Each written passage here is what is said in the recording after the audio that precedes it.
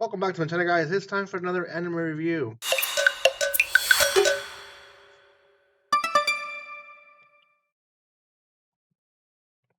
Welcome back to my channel, guys. It's time for another anime retro review. And yeah, I understand. I had someone like, well, they're not so old. Like, yeah, I understand they're not so old.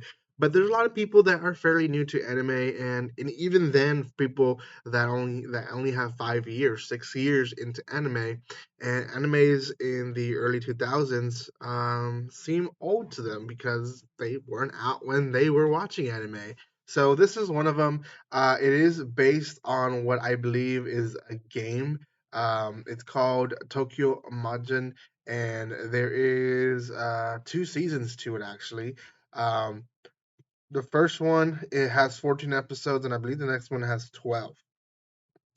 This one came out in 2007, and basically it's a little confusing, to be honest. Now, before anything, guys, if you haven't done so by now, make sure you subscribe to my channel. Give some love by commenting, liking, and sharing. You guys can also follow me on social media. There in the description below, you guys can find a bunch of links to other playlists as well as stuff where you guys can find me and buy also cheap manga and anime as well. Okay, cool.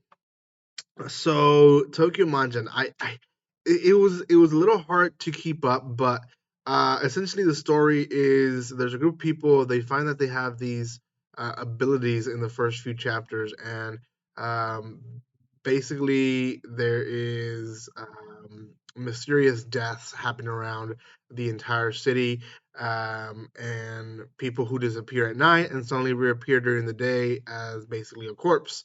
And I don't know. There's just a lot of fighting happening against demons themselves.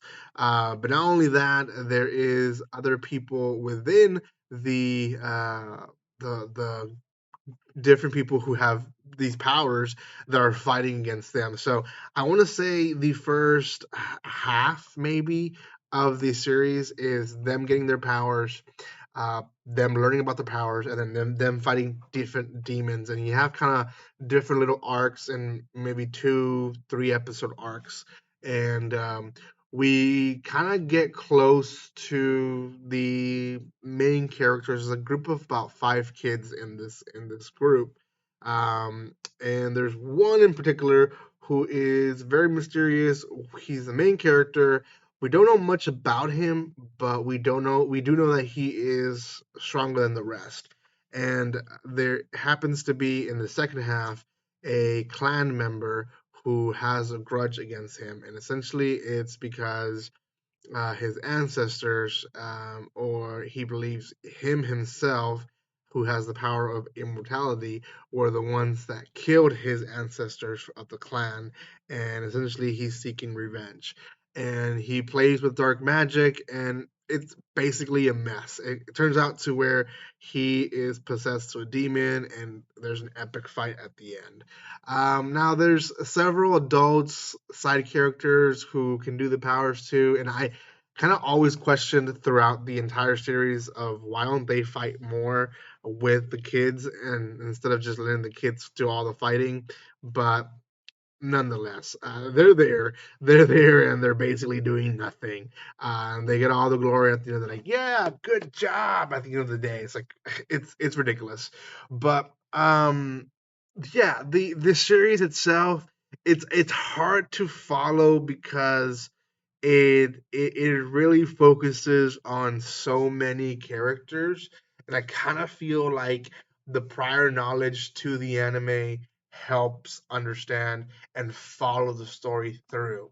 There is definitely a plot twist of one of the kids betraying them, which is a shocker, to see that, I don't want to read the plot tips, but there's a plot twist within them that they happen to be more than just human. And yeah, it's a downer, to be honest. But at the same time, it's a pretty good plot twist at the end. And I want to be honest, probably the last um 3 episodes. Well, actually, let me let me reframe that. Episode 11, 12, and 13 probably make the anime a lot better than what it is. Because it's a really good, whole the guy wanted to revenge his clan, falling into the demon power, turning into a demon, the whole fight scenes and the whole betrayal and all that happening in those 3 episodes, pretty good. Last episode kind of feels like they could have summarized the whole thing in about 5 minutes in the 13th episode, and they really didn't need that last episode. But I do know that it connects to the second season, so that's why. Um, it really was made towards the end. So I'm gonna rate this one a little low, and that's the reason I want to share that from the beginning why I'm rating it low. Yes, it was good towards the end, but any kind of anime viewer would have watched maybe the first 2 3 episodes and would have been like, man, this is kind of rough, it's a little bit all over the place, and they would have stopped there and not even gotten to the good part of the series. I hate when people will say, oh, hey, you have to get to this point and then you're gonna really enjoy it. I'm like, well, I really want to enjoy it from the beginning, and when a series does that, it just doesn't really make you want to keep on going. There's so many series that I give my first impressions to, and I will be starting, if not already, give more first impressions this next season, and you'll see that um, so many of them is, I probably won't give a review because I won't watch them to the end if I'm not really hooked. So, oh well. Yeah, I think this one deserves 5.5 out of 10. Let me know if you guys have seen this one or played the game or anything of this series in the comment section below. Also, if you're watching up to this point, might as well subscribe. And thank you guys so much for watching this video. Let me know in the comment section as well what else I should be reviewing or giving my first impressions too. And guys, like always, don't be strangers. See you guys.